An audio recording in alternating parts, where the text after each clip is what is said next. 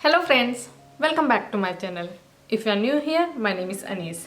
अगर आप डेनमार्क में रहते हैं and Danish culture and tradition में आपका इंटरेस्ट है, देन कीप वॉचिंग, बिकॉज आज हम इस वीडियो में बात करेंगे डेनिश ट्रेडिशन फेस्टलावन के बारे में। बिकॉज अभी फरवरी का महीना चल रहा है एंड हर साल जब विंटर का लास्ट मंथ होता है फरवरी एंड सून स्प्रिंग आने वाला होता है, तो ये जो ट्रांजिशन फेज होता है इसमें फेस्टलावन को सेलिब्रेट किया जाता है। सो फेस्टलावन के बारे में सबसे इम्पोर्टेंट इन्फॉर्मेशन तो यह है कि इसकी कोई फिक्स्ड डेट नहीं होती है। It depends on पोस्क।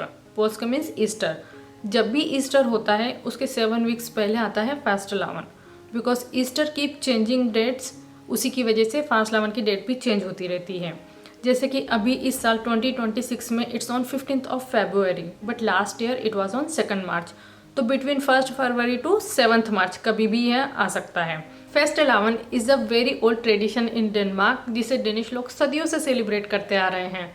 But it was originally a Catholic celebration connected to Christianity, जहाँ पर लोग 40 डेज़ की फास्टिंग करते थे लीडिंग अप टू ईस्टर। और वो फास्टिंग करने से पहले वो जो सेलिब्रेशन होता था fasting Fastelavn, so before they start their fasting period वो लोग फेस्टलावन को सेलिब्रेट करते थे। ईस्टर आने के 40 डेज पहले जो वेंसडे होता है वहाँ से फास्टिंग की स्टार्टिंग होती थी।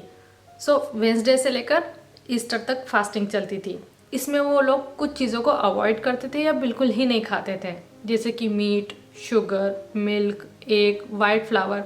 वाइट चीज़ों को अवॉइड करते थे, ब्राउन चीज़ों को कंज्यूम करते थे। सो फास्टिंग तो स्टार्ट होगी वेंसडे से, बट सेलिब्रेशन स्टार्ट हो जाता है संडे से, जिसे कहा जाता है फेस्टलावन संडे।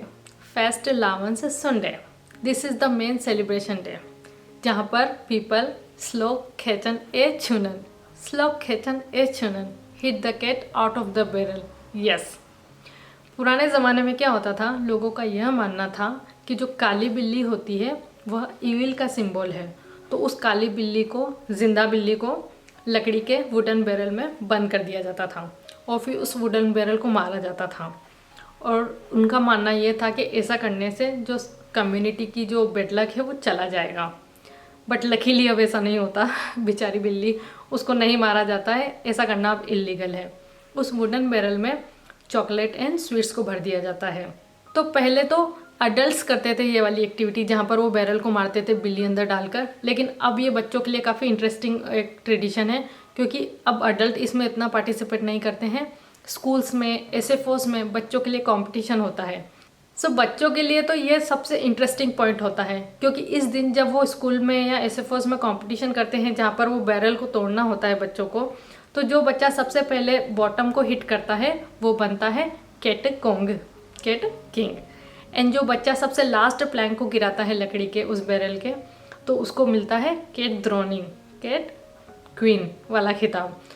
तो बच्चे सेलिब्रेट करते हैं, गेम्स खेलते हैं, और सबसे ज़्यादा इंटरेस्टिंग चीज़ होती है कॉस्ट्यूम्स। एंड कॉस्ट्यूम से रिलेटेड कोई फिक्स रूल नहीं है, जिसको जो अच्छा लगे वो बन के आ सकता है। चाहे iron man, spider man, Cinderella, जो मर्जी में आए, प्रिंसेस, जो भी बच्चे चाहें, जैसा चाहें कॉस्ट्यूम पहन के आ सकते हैं। बच्चे चेहरे पर बहुत सारे कलर से डिज़ाइन बनाते हैं, डिफरेंट डिफरेंट तरीके से मेकअप करते हैं, और काफ़ी इंटरेस्टिंग टाइम होता है बच्चों के लिए, food celebration and all this cat king and cat ड्रोनिंग। तो ये होता है Fastelavn Sunday. And another important tradition is Fastelavn ris. Fastelavn ris, it's a basically a bundle of thin branches, जिसको कि डेकोरेट किया जाता है पेपर कटआउट से, फीदर्स से, कैंडीज से। इट्स अ डेकोरेटिव आइटम, घर को सजाया जाता है। बच्चे स्कूल्स एंड एसएफओस में इसको बनाते हैं। बट इन पास्ट फेस्टलावन रेस का use as a decorative item नहीं किया जाता था। They used to hit small children gently to remind them of Christian belief and to bring health and fertility for the coming year. Today, Festlaufen race is a symbol of creativity and celebration. And next day of celebration is Festlaufen Monday. Festlaufen Monday. So traditionally क्या होता था? Young men used to roam from farm to farm and they used to collect money, food for the Festlauven's feast. But in 1536, after Denmark became a Protestant country, लोगों ने fasting करना तो बंद कर दिया, but they kept the celebration of Fastelavn. अब tradition का क्या है, टाइम टू टाइम चेंज हो जाते हैं। Today Fastelavn is more about children's celebration. It's more about imagination, celebration and having fun together. तो जो छोटे बच्चे होते हैं वो जो भी उनका दिल चाहे, जैसा भी चाहे वो अपने चेहरे को पेंट कर सकते हैं, कोई भी कॉस्ट्यूम, चाहे वो सुपर हीरो की, चाहे प्रिंसेस की, या फिर कुछ और ही अलग सा यूनिक, जो उनका दिल चाहे वो पहनते हैं। उसके बाद वो अपने नेबरहुड में जाते हैं एंड डोर टू डोर जाकर वो just like trick and treat वो गाना गाते हैं। कुछ ट्रेडिशनल फिक्स सॉन्ग हैं वो गाते हैं, बदले में उनको ट्रीट मिलती है लाइक कैंडी, चॉकलेट या मनी। जो भी दरवाज़ा खोल रहा है, जो उसको देना चाहे वो दे सकता है बच्चे को। तो कुछ फिक्स्ड सॉन्ग हैं लाइक फेस्टिल लावन अमित नावन बोला विलिया है। मैं पूरा नहीं गाने वाली हूँ क्योंकि मुझे पता है मेरी आवाज़ बहुत गंदी है। इसके लिरिक्स आप गूगल कर लीजिए। And third day of celebration is विल थियसडे। विल थियसडे मीन्स वाइट ट्यूसडे।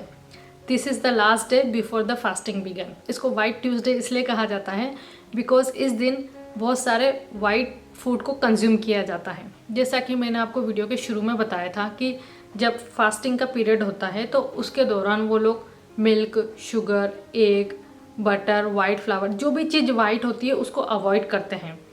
तो अब फास्टिंग स्टार्ट होने वाली है कल से, तो वो क्या करते हैं, इन सारी चीज़ों को आज खाकर सेलिब्रेट करते हैं विल थियसडे। ऑफन एज फेस्ट 11 बोला। एंड फेस्ट 11 बोला, oh my God, they are so yum, so delicious. अगर आप डेनमार्क में रहते हैं तो मेरा रिकमेंडेशन होगा प्लीज़ जाकर ज़रूर ट्राई कीजिए। There are so many range, so many varieties available from 50 to 500 kroner। हाँ, मुझे पता है कि एक बन के लिए 500 kroner बहुत ज़्यादा होगा, बट आपकी रेंज में जो भी आता है, जो भी आपको अच्छा लगे, बट ट्राई ज़रूर कीजिए। बट जो ट्रेडिशनल फास्ट 11 बोला होती हैं उसमें तो एक सिंपल सा बन होता है जिसमें कस्टर्ड या क्रीम फिलअप किया होता है और उसके ऊपर ग्लसुआ मतलब आइसिंग करी होती है, वो भी टेस्टी होता है। अगर आपने ट्राई नहीं किया है तो प्लीज़ ट्राई करिए। एंड आफ्टर विल थियसडे कम्स एस्क उंसडे। एस्क उंसडे यहाँ से बिगिनिंग हो जाती है फास्टिंग की। Traditionally this was a day of reflection, prayer and preparation for Easter. And that's how Fest 11 reminds us of time when season, food and faith were closely connected, and when celebrating together helped people prepare for change. Thank you so much for watching this video until the very end. Clearly Fest 11. I hope that you have learned something new in this video. If you like the video, you can give it a thumbs up. And if you want to learn more Danish, then please subscribe. I'll see you in my next video. तब तक के लिए, ha det godt, på gensyn. Hej hej.